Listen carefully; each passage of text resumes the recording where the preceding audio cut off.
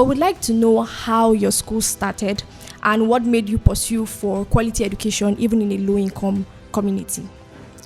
All right, my school got started in the year 2014. That was the Ebola period. We had a pandemic.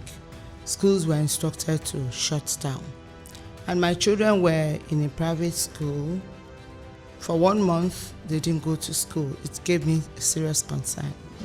I thought of what to do. I had to make chairs, got bored, employed a teacher from the school and my younger sister, who is also in a teaching field.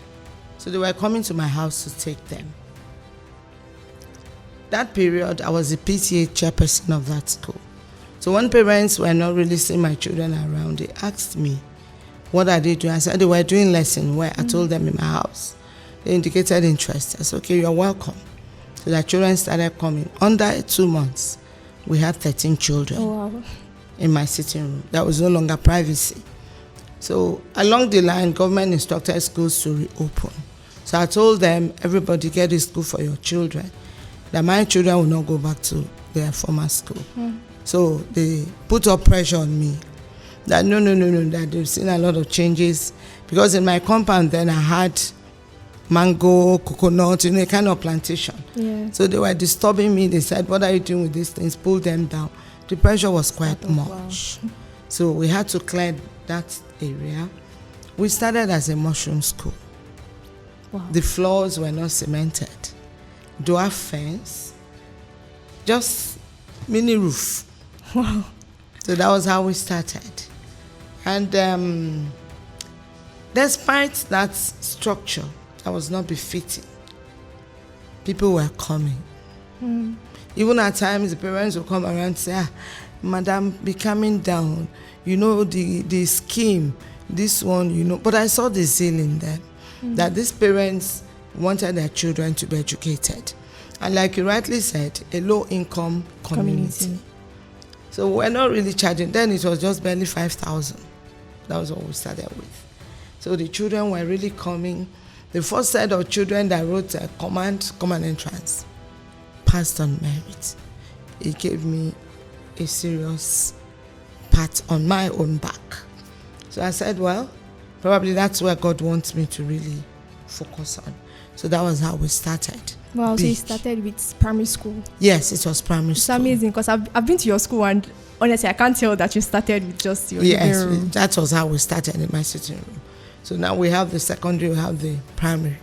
So your push for providing quality education is the fact that you see these children can do better. Yes. And their parents... They were really doing better and their parents were committed to their learning, despite the mega amount we were collecting.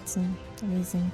So as a school proprietress where you are currently, I'd like to know how you maintain high standard of teaching and learning, right? While still maintaining affordable, school fee for families, especially because of the area where you're located. All right, in my school, I make sure my teachers, we call them educators, go through lots of trainings, seminars, and the school pays most times. Because when you ask them to pay, you see this mentality of school is like a barracks. Soldier goes, soldier comes. So if I pay, are they going to refund it? So because I want the best for my learners, I spend the time, I spend the money. At times I bring trainers to school. At times we go out. There was one who I attended, I think, at Onike. Yes, Onike Center. Organized by Ricardo. Yes, I remember. So I took a teacher there who went there, did the training, brought it back to school. Yesterday I went for another one for school owners.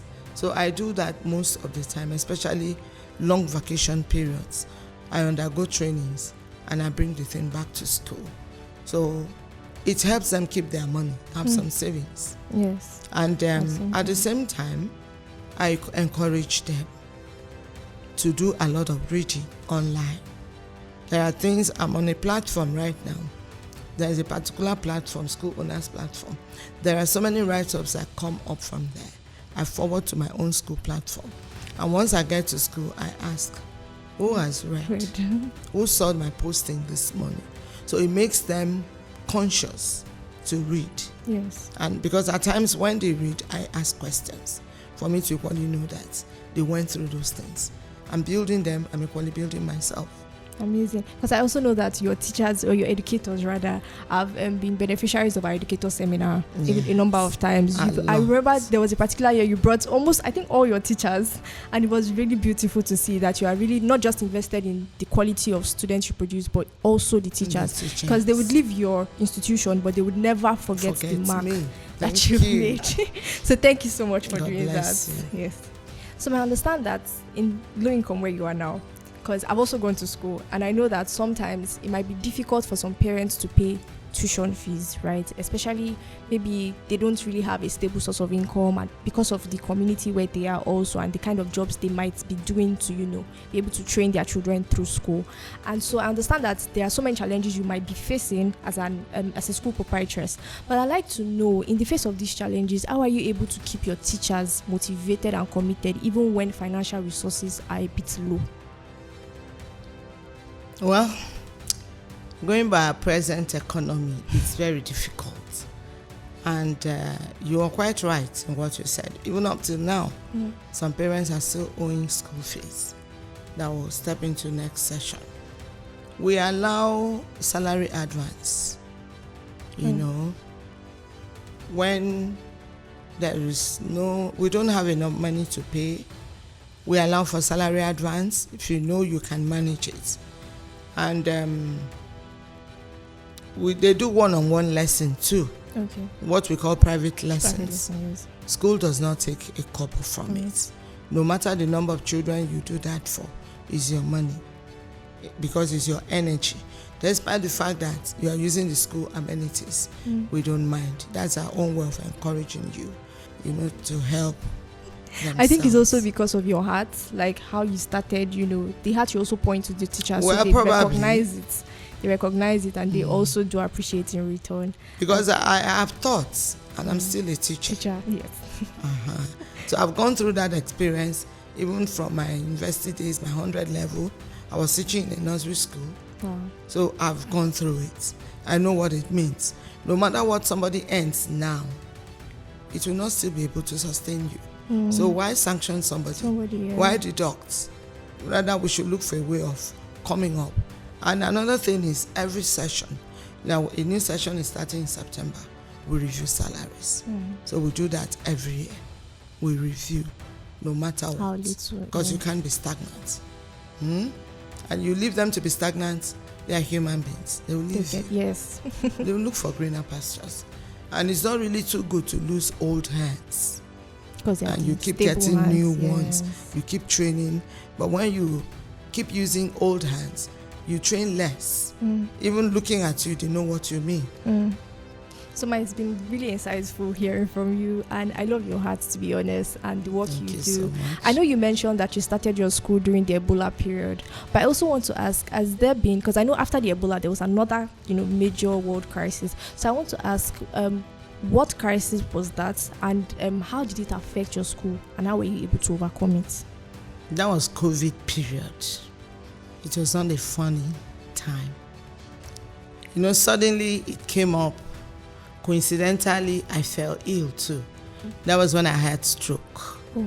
So when we finally resumed, going by the instructions of the government, some children didn't come back. Some parents lost their jobs. A lot of debts outside. They didn't come in. I owed my teachers, and it made me to collect loan. I had to go looking for loan because I needed to pay them. They worked for that period, and even my salary could not really handle the problem.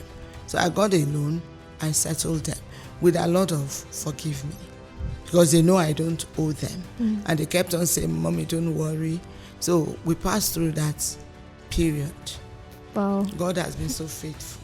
Wow. Running a school is not easy. No, it's not. You really have to have a passion for it.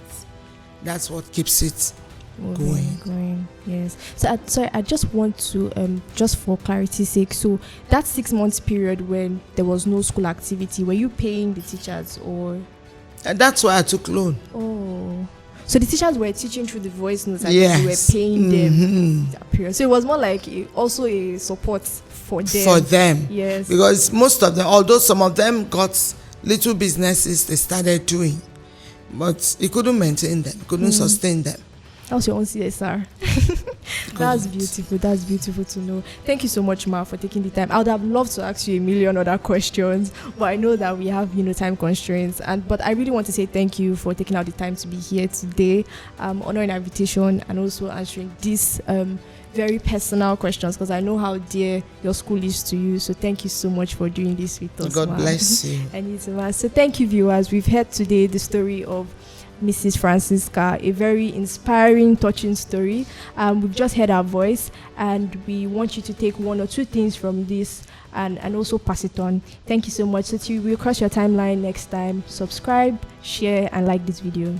I remain your host, Orolu Abiodun. Thank you.